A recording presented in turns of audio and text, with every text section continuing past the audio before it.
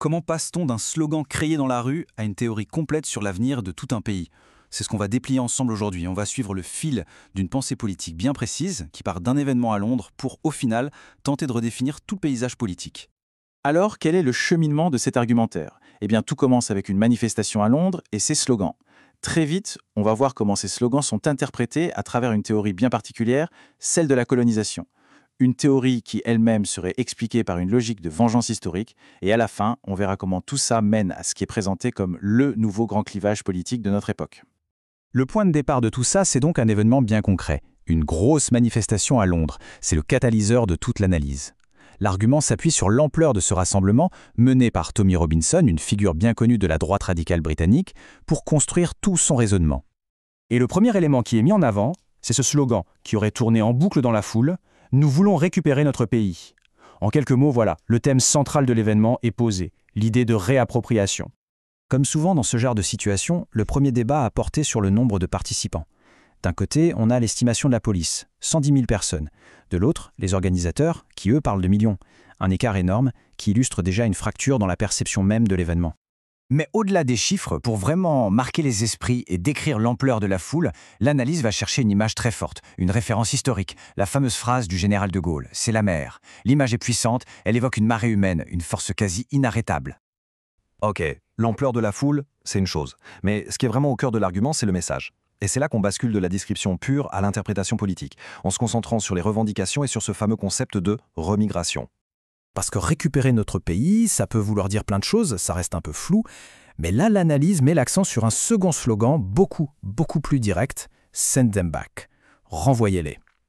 Selon cette lecture, là il n'y a plus aucune place à l'interprétation. Et voilà le point clé du raisonnement.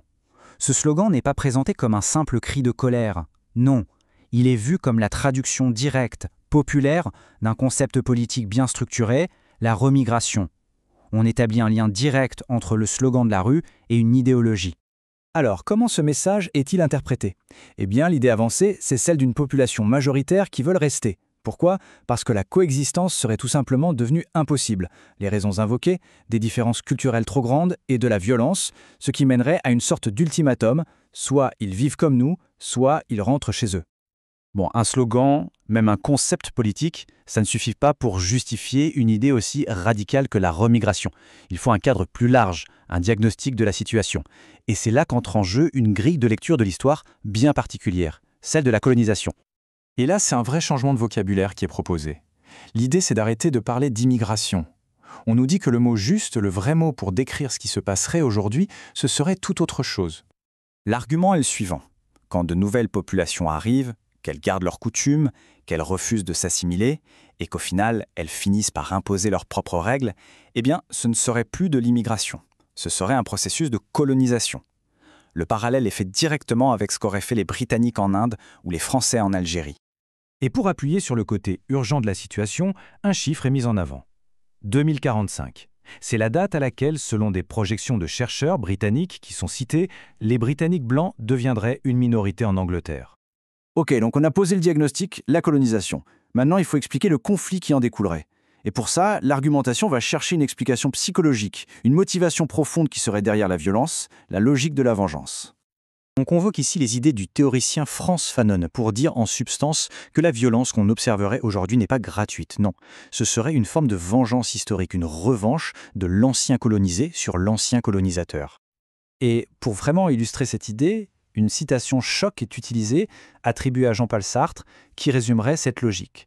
Tuer un Européen, c'est faire 2 personnes libres. C'est cette phrase qui sert à cristalliser l'idée que des agressions contre les populations autochtones seraient guidées par cette soif de revanche. Voilà, on a toutes les pièces du puzzle. La manif, le concept de remigration, la théorie de la colonisation et cette logique de vengeance. La dernière étape, c'est d'assembler tout ça pour arriver à la conclusion politique. Le grand conflit qui divise le pays aurait complètement changé de nature.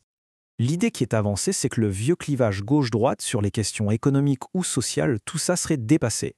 La vraie ligne de fracture, aujourd'hui, elle serait ailleurs. Alors, c'est quoi ce nouveau champ de bataille? Eh bien, c'est un conflit qui est présenté comme purement identitaire. D'un côté, il y aurait son parti, Reconquête, qui incarnerait la nation, et de l'autre, la France insoumise, qui serait dépeinte comme le parti de l'étranger, le parti d'une nouvelle France. Pour étayer cette vision, on s'appuie sur des citations attribuées à son rival politique, comme celle-ci. « Il faut donner les clés du pays à la jeunesse africaine ». L'objectif est de montrer que le camp d'en face soutiendrait explicitement la création d'un nouveau peuple et d'une nouvelle France. Et voilà comment, en partant d'un slogan dans une rue de Londres, l'argumentaire qu'on a décortiqué arrive à une conclusion radicale. La politique ne serait plus une affaire de programmes économiques ou sociaux, mais un combat pour l'identité même de la nation. Et ça, évidemment, ça laisse une question vertigineuse en suspens. Si ce clivage s'impose, quel avenir pour une société partagée entre ceux qui veulent rester français et ceux qui incarneraient une nouvelle France ?